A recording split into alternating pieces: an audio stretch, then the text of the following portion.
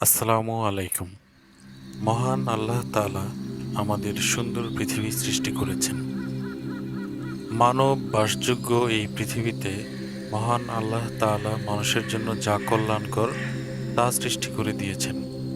গাছপালা তেমনি মহান আল্লাহর এক সৃষ্টি, যা এই পৃথিবী, মানুষ এবং সমস্ত প্রাণীকুলের অস্তিত্ব রক্ষার জন্য প্রয়োজনীয়। গাছ আমাদের অক্সিজেন দেয়, আমরা প্রাণ ভরে শ্বাস গ্রহণ করি। ইসলামে গাছ রোপণ এবং গাছের রক্ষণাবেক্ষণের জন্য বিশেষ গুরুত্ব দেওয়া হয়েছে। ইসলামে গাছ লাগানো ইবাদত হিসেবে গণ্য করা হয়। অপ্রয়োজনে গাছ কাটতে ইসলাম ধর্মে নিষেধ করা আছে।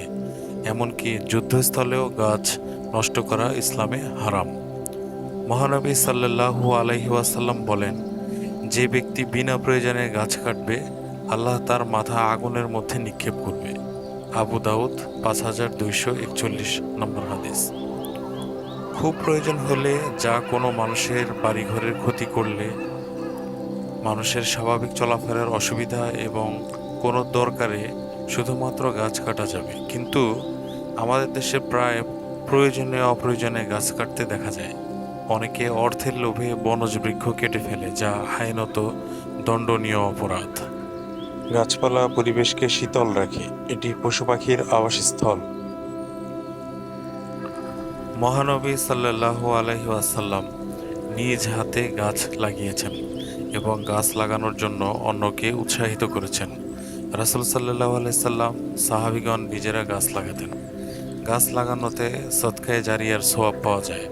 মহানবী সাল্লাল্লাহু আলাইহি ওয়াসাল্লাম বলেছেন, যখন কোনো মুসলিম গাছ লাগায় অথবা কোনো ফসল বনে আর মানুষ, পাখি বা পশু তা থেকে খায়, এটা রোপণকারীর জন্য সাদাকা হিসেবে গণ্য হয়। সহিহ বুখারী হাদিস 2320।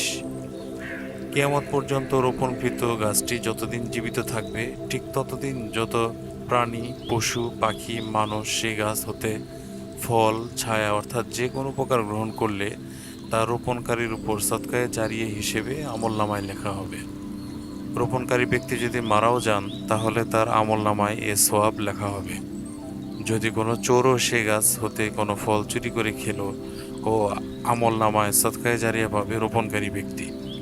মহানবী সাল্লাল্লাহু আলাইহি ওয়াসাল্লাম আরেক হাদিসে বলেন, কিয়ামত কায়েম হয়ে গেলেও তোমাদের কারো হাতে যদি কোনো গাছের চারা থাকে এবং সে তার এর আগে রোপণ করতে সক্ষম হয়, তবে যেন তা রোপণ করে ফেলে।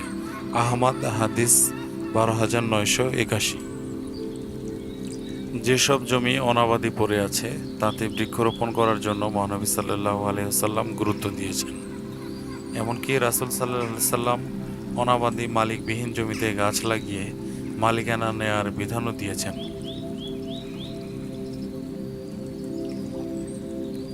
হযরত আয়েশা রাদিয়াল্লাহু তাআলা আনহা বলেছেন, মহানবী হযরত মুহাম্মদ মুস্তাফা সাল্লাল্লাহু আলাইহি ওয়াসাল্লাম বলেছেন, যে ব্যক্তি মালিকানাধীন কোনো অনাবাদি জমি আবাদযোগ্য করে, সেই ব্যক্তি সে জায়গার হকদার। একটি শিশুর যেমন জন্মের পর তার বৃদ্ধির জন্য যত্ন প্রয়োজন, তেমনি গাছেরও যত্নের প্রয়োজন আছে। তাই শুধুমাত্র গাছ লাগানোর ক্ষেত্রে নয়, ইসলামে গাছপালা রক্ষণাবেক্ষণ এবং পর্যবেক্ষণেরও গুরুত্ব দেওয়া হয়েছে।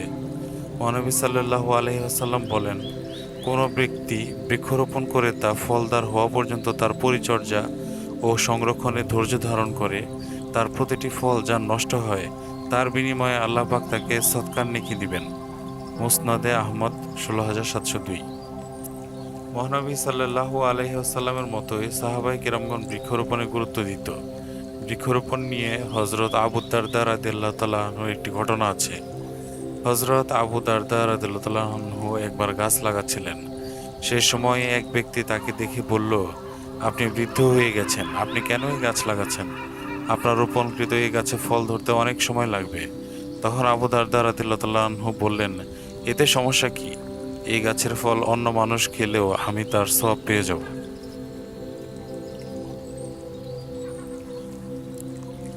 বর্তমান পৃথিবীতে জলবায়ু পরিবর্তন এসেছে, বৈশ্বিক উষ্ণায়ন বেড়ে যাচ্ছে, যার অন্যতম প্রধান কারণ হচ্ছে গাছ নিধন।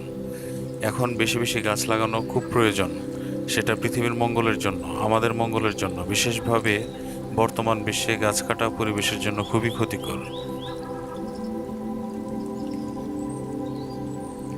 দূষণমুক্ত ও ভারসাম্যপূর্ণ পরিবেশ মানবজাতির জন্য অত্যন্ত জরুরি, আর এক্ষেত্রে গাছের ভূমিকা সবচেয়ে বেশি।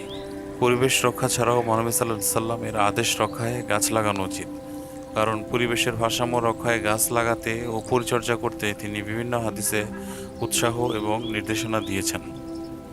পবিত্র কোরআনে বলা হয়েছে, তিনি তোমাদের জন্য পানি দিয়ে জন্মান শস্য, জায়তুন, খেজুর গাছ, আঙ্গুর ও সব ধরনের ফল, অবশ্যই এতে চিন্তাশীল সম্প্রদায়ের জন্য রয়েছে নিদর্শন। সূরা নাহল আয়াত 11। গাছপালা যে কত বড় নিয়ামত কোরআনে বিভিন্ন আয়াতের মাধ্যমে তা প্রতীয়মান হয়। আল্লাহ তাআলা বলেন, তারা কি লক্ষ্য করে না, আমি ঊষর ভূমির ওপর পানি প্রবাহিত করে তার সাহায্যে উদ্গত করি শস্য, যা থেকে তাদের গবাদি পশু এবং তারা নিজেরা আহার গ্রহণ করে। সূরা সাজদা আয়াত 27। গাছ, বৃক্ষ প্রকৃতি ও পরিবেশের বন্ধু, তাই নির্বিচারে গাছ না কেটে প্রচুর বৃক্ষরোপণের উদ্যোগ গ্রহণ করি। আল্লাহ আমাদের তাওফিক দান করুন, আমিন।